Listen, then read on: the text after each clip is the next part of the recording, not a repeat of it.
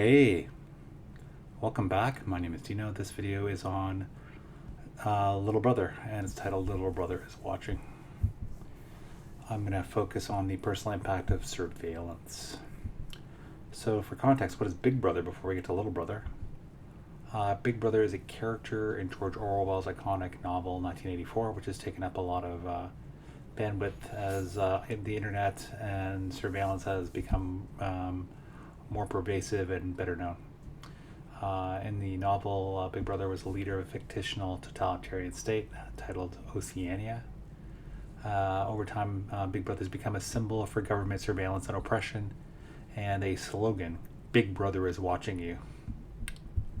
What is Little Brother in contrast?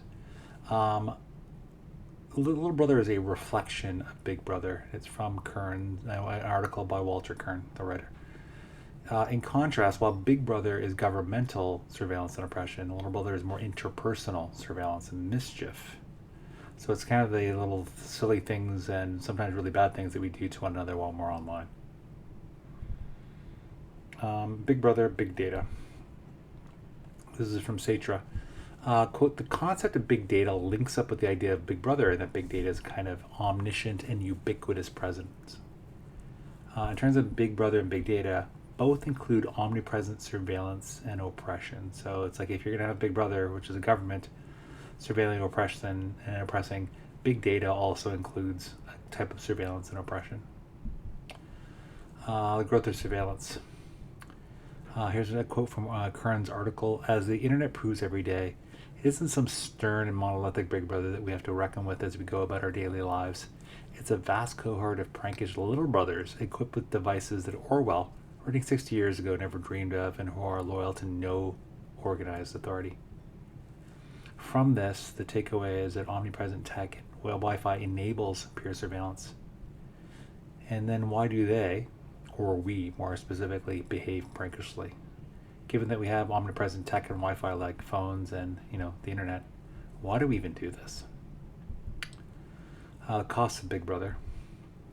One example, an iconically bad example, is the Rutgers freshman Tyler Clementi.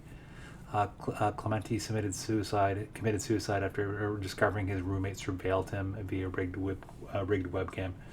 Clementi was involved in a sex act, and it was seen, and just the fallout of them, I think the trauma caused Mr. Clementi to kill himself.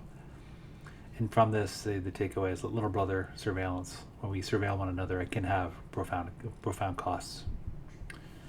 More from Kern.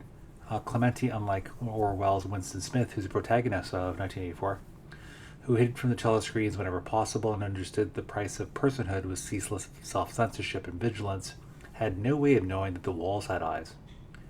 Nor did his unseen observer anticipate the ultimate consequences of his intrusion.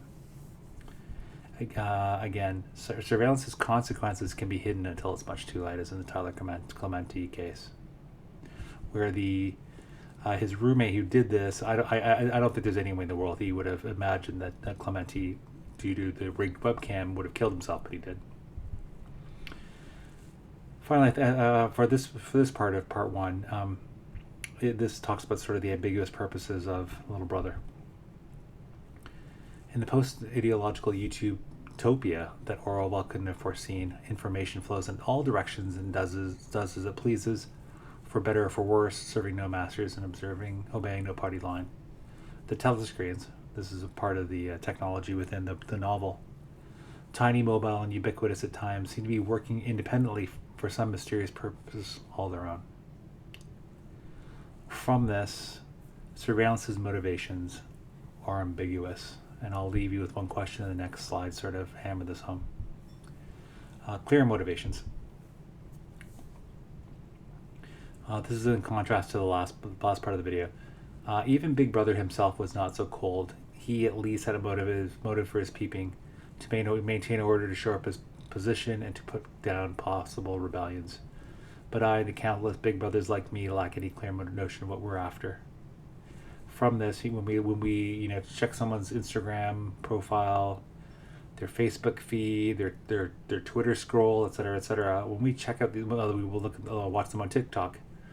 What are we seeking when we surveil others? Like, that's a question I'd like to leave you with, because that's a pretty broad and maybe potentially unanswerable question. That was Little Brother is Watching, part one of a multi-part series. My name is Dino. Thanks for watching. What do you think of the idea of Big Brother? What do you think of Little Brother being a reflection of Big Brother? What do you think of the role of big data today in terms of its need to surveil us, to collect this data? What do you think of the growth of surveillance? What do you think of the costs of Big Brother and Little Brother? And what do you think about, like, why do we surveil one another? What is the reason? Well, please feel free to like this video, comment on any of those issues or any ones on your own. And finally, if you like this type of content, please feel free to subscribe to this channel. As always, take care. Thanks for watching.